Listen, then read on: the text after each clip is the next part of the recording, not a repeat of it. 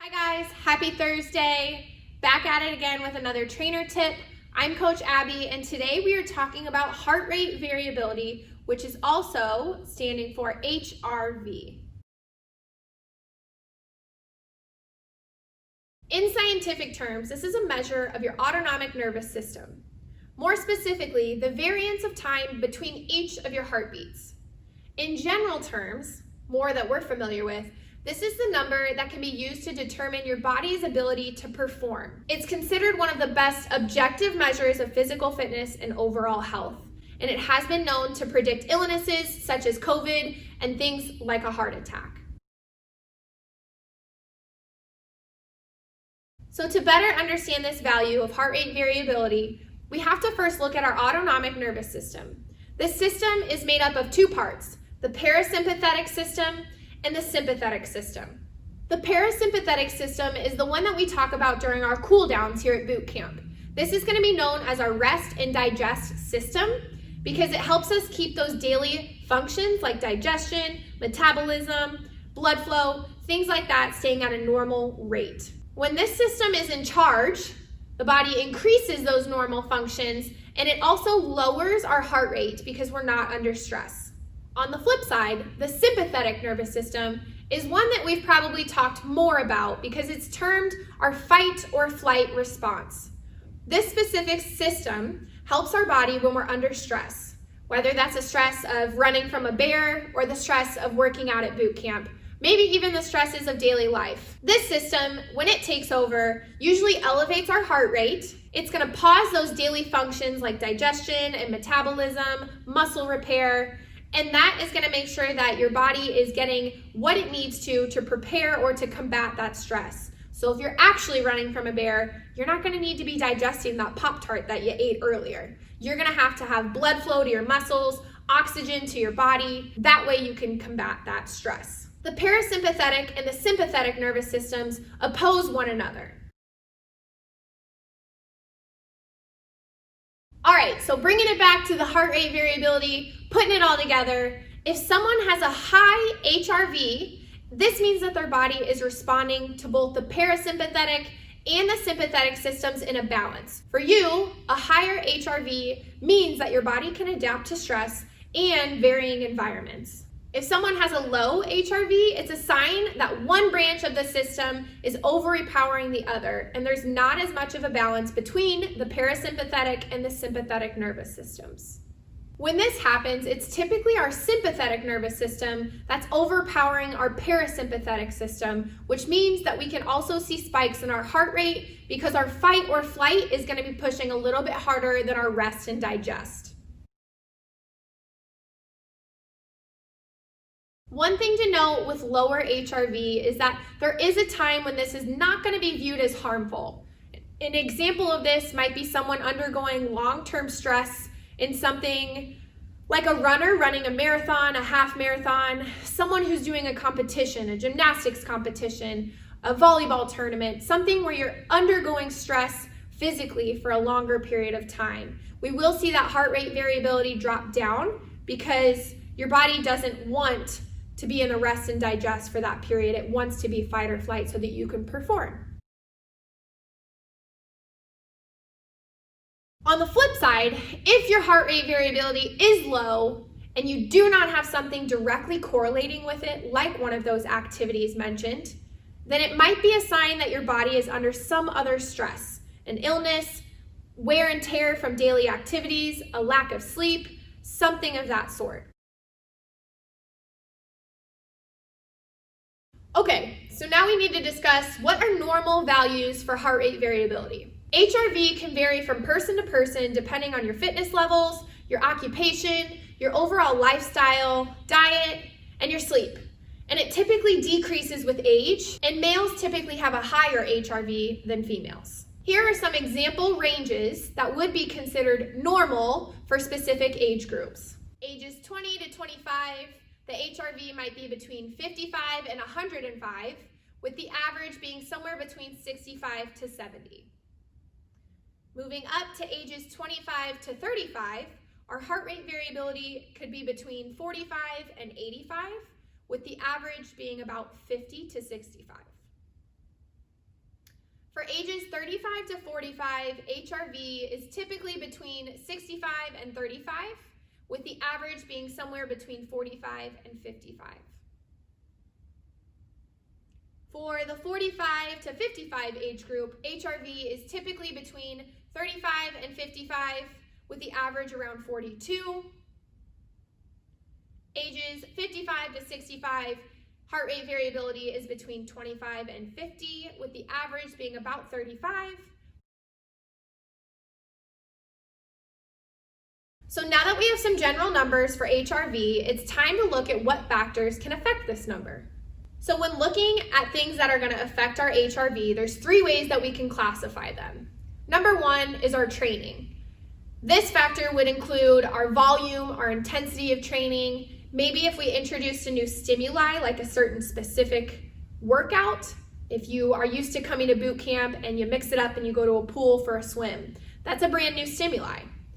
The other thing too with training is our balance between our activity and our rest. So we want to make sure that we're not overdoing it. The second category is going to be lifestyle. This includes anything in our life such as our diet, our alcohol consumption, our circadian rhythm for sleep, and the overall stress that we endure from a day-to-day basis. The third category is a little out of our control here, biological. This includes things such as our age, our gender, genetics within our own family, and predispositions to chronic conditions such as asthma or diabetes. So knowing these factors, there's a couple things that we can take and use to help balance out our HRV. 1, don't overdo it. This is easier said than done, and more oftentimes than not, we as humans tend to cut ourselves more slack when it comes to the physical fitness side of things, as opposed to making changes anywhere else in our life. So not overdoing it doesn't necessarily mean that you're not coming to workouts. It means that you're taking time to make sure you can balance those workouts with your food and your sleep and the rest of your life. Number 2 is simple. We have to hydrate. We need to make sure that we're getting enough water so that our body can function properly. Number 3, we want to decrease the amount of alcohol that you're taking in. Studies have shown that alcohol can affect your heart rate variability for up to 5 days after drinking. Number 4, which is something we touch on a lot, is your diet. We want to make smart choices that fuel you for success. Number 5 is sleep. It's not just the number of hours that you spend in bed, but it's the quality of sleep that you're getting. Sometimes we underestimate the power of a good routine and physical fitness when it comes to sleep. When we're in a routine, our circadian rhythm is balanced, and when we're physically active, we tend to have more restful sleep. And lastly, number 6 is autoregulation. This one is a goal for most of us as we are creatures of habit and we do really well in routines. Autoregulation is basically your body's ability to prepare for stress when it knows that it's coming. So for example, being consistent with your workouts, your body's preparing because it knows that you are going to work out. In your sleep schedule, your body starts to understand when it's time to wind down. Other options are your meal times, making sure those are consistent if possible. All right, the last part and the coolest thing for me. When reading up on heart rate variability, I was able to use my Whoop, which some of you guys have asked, the strap on my arm, what it's for. I wear it every day, and I was able to look back and analyze some of my numbers in the past couple of weeks. The reason that this is important is because more and more studies are showing that HRV is a good indicator for things such as COVID or even a heart attack. When I learned about this, I immediately thought back with my own experiences having COVID about a month ago, and I wondered what my numbers would look like.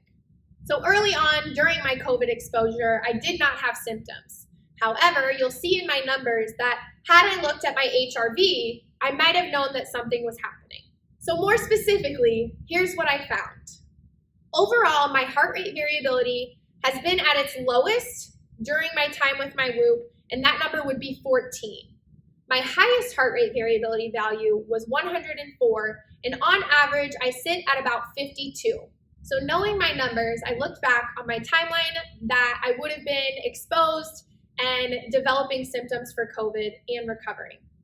So here's my timeline. On October 22nd, which was a Thursday, my dad lost his sense of smell and decided that he was going to get tested. At this day, my heart rate variability was 63. On October 23rd, which is a Friday, my dad tested positive, and on this day, my heart rate variability dropped to a 59. It's still above my average. I had no symptoms, and I was quarantining for safety, but I did not think that I would be positive for COVID. On Saturday, October 24th, I had a lingering headache, but no other signs and symptoms. I attributed my headache to dehydration, and I still did not think that I had COVID. On this day, my HRV dropped to 44.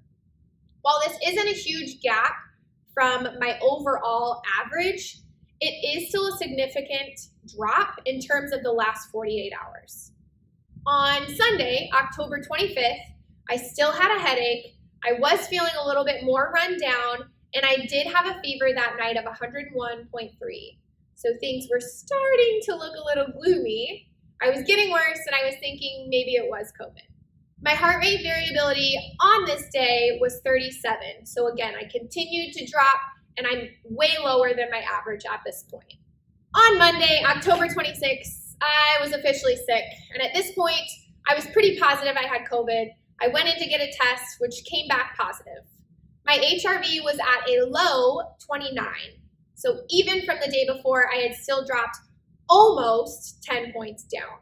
On October 27th, that Tuesday, my COVID symptoms were still there, and I had a heart rate variability of 41. Moving on to Wednesday, I still had symptoms. My heart rate variability was 45, so I'm kind of on the up and up, kind of lingering, still below average.